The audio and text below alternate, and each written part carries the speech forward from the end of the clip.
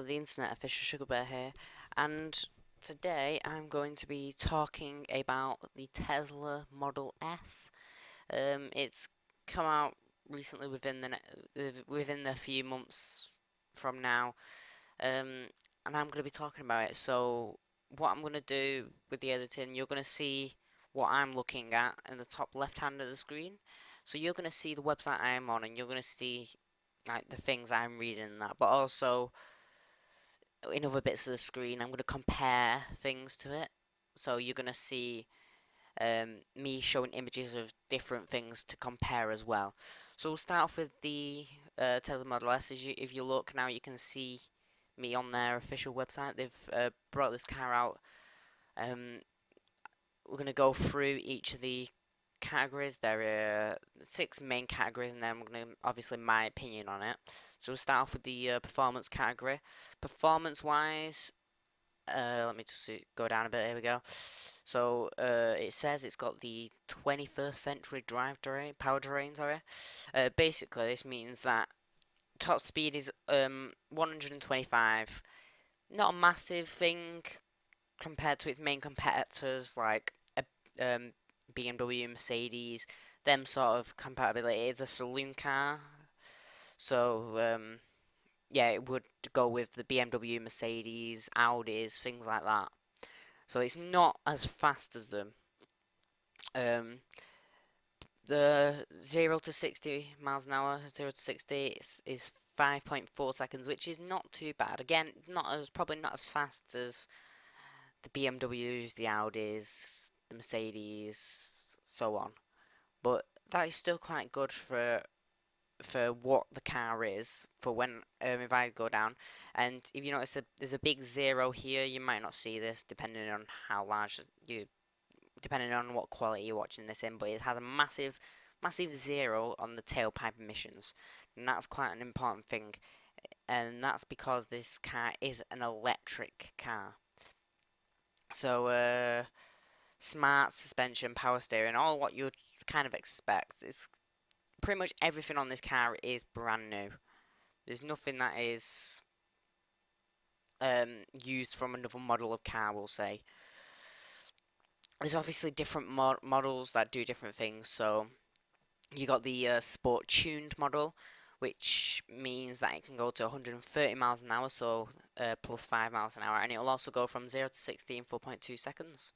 So again, faster. There's more stuff, and this is where it gets thingy because it's a car that is electric, so you would expect it to be rubbish, like the Nissan Leaf and things like that, and the Prius and all that. Well, the Prius is a hybrid technically, but you'd expect it not to go very far, take forever to charge, and things like that. But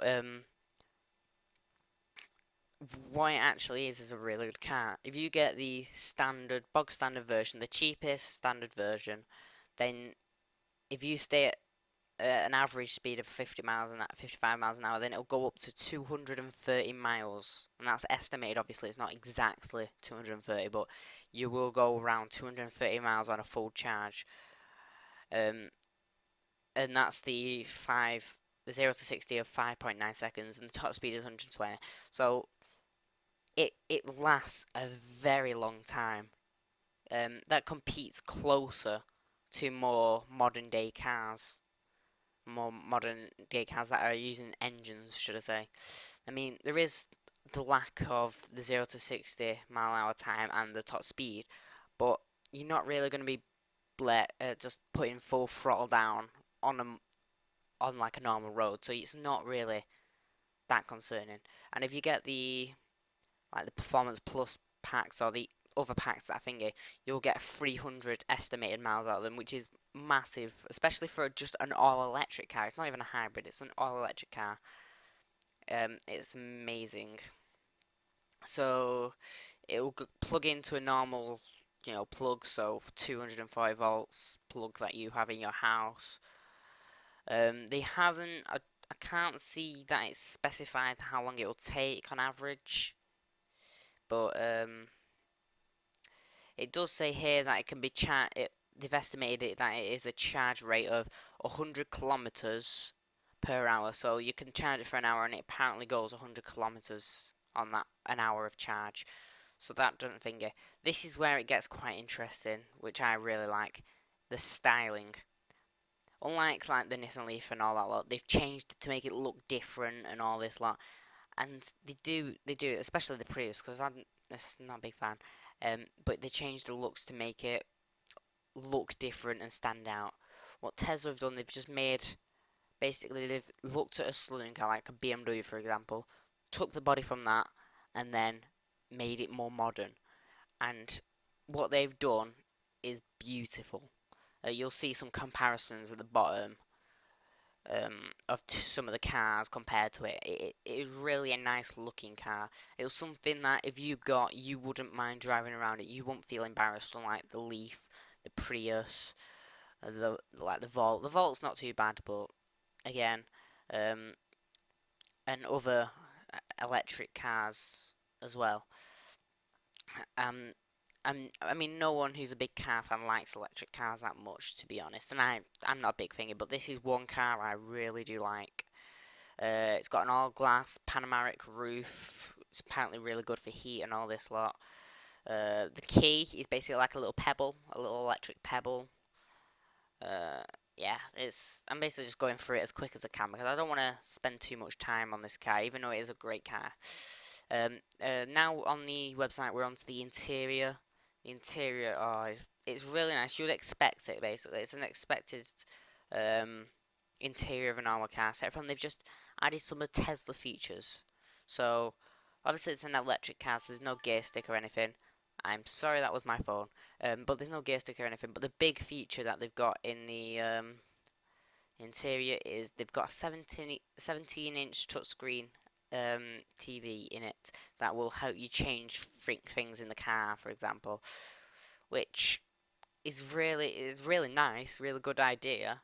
It'll drain the battery a bit, I would have thought, but the fact that is you probably also get quite distracted. At least that's probably how most of the crashes probably would be caused from people playing with that touchscreen.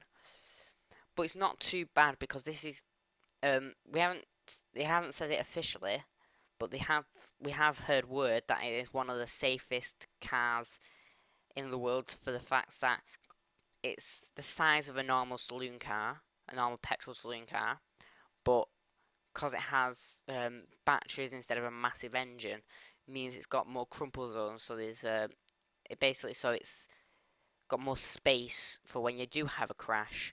Then your car will get more damaged, but it'll try and keep the cabin area as intact as possible. So that means you will not be as injured. So some more numbers on the screen here. It can fit 5 adults, 2 children, which I quite like. Is that there's actually 2 children seats in the boot, which is actually quite cool because I don't know if you've ever if you have kids and that.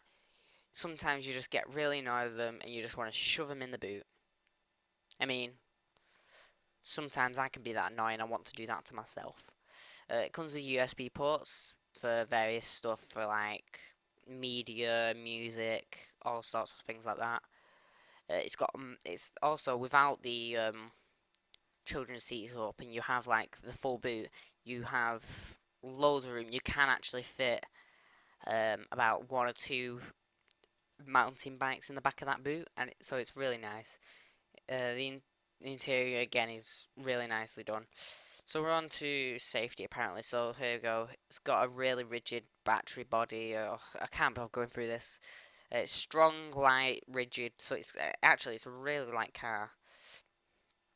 Yeah. So there's no engine because it's an electric car. So that means there's a massive front crumple zone. I don't think there's too much else. But yeah, it makes no emissions. So it's really cheap to run. No petrol. And yeah. So my opinion here, I really like this car. It's a beautiful looking car. There's not much that will compete with this. So yeah, I've been a Fisher Sugar Bear. Like, subscribe, fave, all that lot. Um,